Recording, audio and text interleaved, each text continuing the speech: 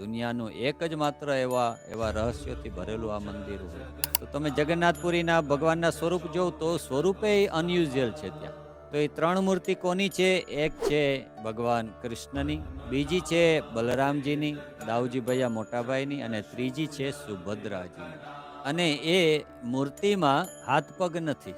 એ મૂર્તિમાં ભગવાનના ફેસ છે, બલરામજીનો, સુભદ્રાનો, અને કદમાં પણ બહુ નાની મૂર્તિ હોય. હવે આ મૂર્તિ છે એ જે આદિવાસી લોકો હોય એના આરાધ્ય દેવ હતા, એટલે ભગવાન એવા સ્વરૂપમાં બિરાજે છે. આ જે મૂર્તિ બને છે એ વુડન મૂર્તિ બને છે, લાકડાની બનેલી મૂર્તિઓ છે કે દર 12 વર્ષે મૂર્તિ બદલે છે. એ જે વુડન મૂર્તિ, જે ભગવાનના જે આકૃતિ છે એ બદલી જાય છે, પણ એનું જે મેન મૂર્તિ છે, નીલમાધવની મૂર્તિ સેમ રહે છે. તો આ પણ એક રહસ્ય છે કે 12 વર્ષે જ્યારે એ મૂર્તિ બદલવામાં આવે, એ પૂજારી જ્યારે એમાં એ નવી મૂર્તિમાં મૂકે ત્યારે એની આંખ ઉપર પાટા બાંધવામાં આવે છે. કોઈ એ મૂર્તિને જોઈ શકતા નથી.